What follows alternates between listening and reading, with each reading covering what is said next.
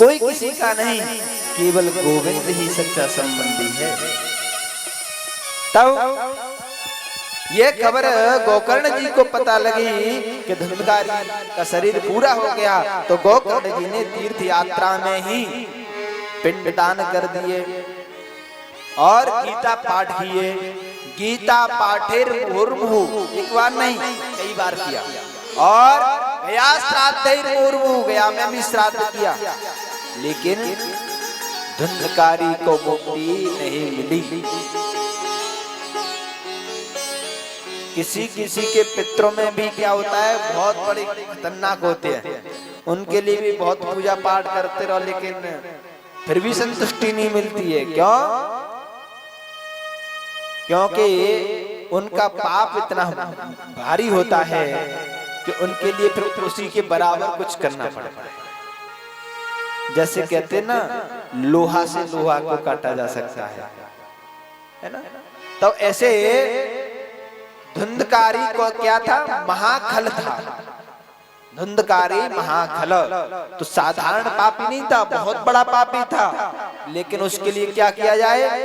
अब गोकर्ण जी तीर्थ यात्रा से भ्रमण होकर के अपने पुराने घर में पहुंचे, जहाँ तुंगभद्र नाम की नदी के तट पर उत्तम नगर था, उसमें अपना घर था, उसमें निवास करने लगे। क्यों? कोई तो था नहीं पहले से, साफ सफाई नहीं थी, अंधेरा था, उसी में पड़े। रात में सोचा कि यहीं विश्राम कर ले बैठे बैठे। देखो जो भक्त होते हैं ना, भजन करने वाले, वो रात्रि में भजन करते हैं। जैसे गोकर्ण जी भजन करने बैठे, उसी समय घर में चारों तरफ से आवाजें आने लगी। कभी हाथी की आवाज आती, कभी मेढ़ा की आवाज आती, कभी शेर की आवाज आती, कभी बिल्ली की आवाज आती है, कभी सिंह दहाड़ता है।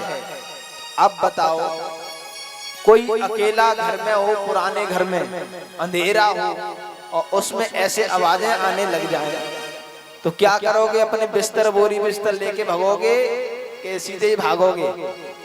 हाँ, पता भी नहीं चलेगी कब भाग गए। लेकिन तेजस्वी तपस्वी जो होते हैं वो कभी भागते नहीं है, किसी भय से डरते नहीं है। वो अपना सोटा लंगोटा हमेशा साथ लेकर के रहते हैं कि कब बिलौआ आ जाए तभी हम तो चलने तैयार हैं। भागते हुए जो मृत्यु से डरते हैं।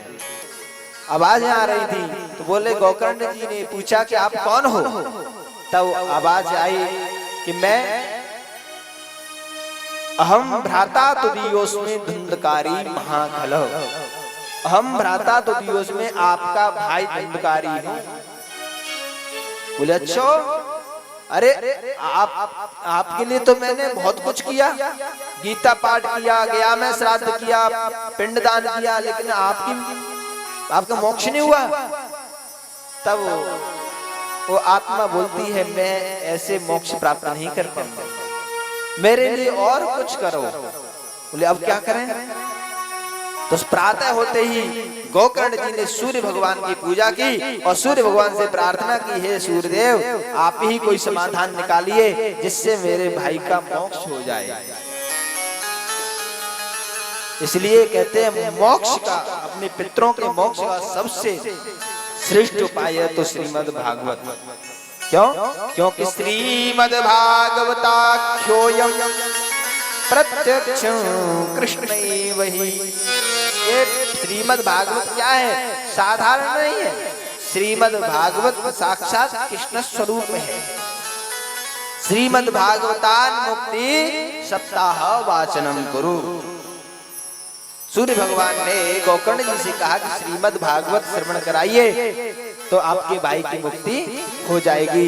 उसी समय गोकर्ण जी ने सुंदर आसन लगाया और श्रीमद् भागवत कथा श्रवण करना प्रारंभ किया।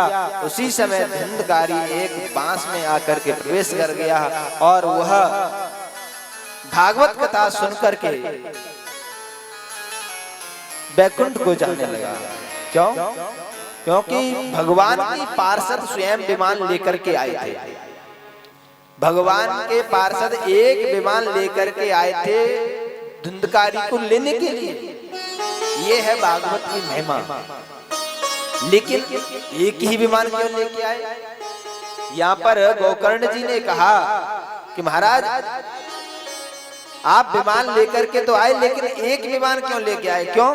क्योंकि जैसे भागवत धुंधकारी ने सुनी, वैसे ही यहाँ पर और भी अनेक श्रोता हैं, उन्होंने भी सुनी, एक विमान एक क्यों? तब कहा श्रवणस्य विभेदेन फल भेदोत्र संशय। श्रवण में यदि भेद होगा तो फल में भी भेद हो जाएगा। श्रवण करने का भी विधान होता है। इन्होंने भागवत कथा श्रवण की लगन से, नियम से कथा सुनी तो इनके लिए विमान आ गया। लेकिन यहाँ पर और अन्य श्रोताओं ने लगन से कथा नहीं सुन पाई, इसलिए विमान नहीं आया। ये आप पुनः कथा श्रवण कराएं, पुनः श्रद्धा भाव से कथा श्रवण करें तो निश्चित सबके लिए विमान आएगा। तो गोकर्ण जी ने वही किया। धुंधकारी तो चला गया विमान में बैठ के, लेकिन गोकर्ण जी ने द्वारा से भागवत की कथा प्रारंभ की और फिर सभी के लिए विमान आया। सभी विमान में बैठ करके परम धाम को पहुंचे।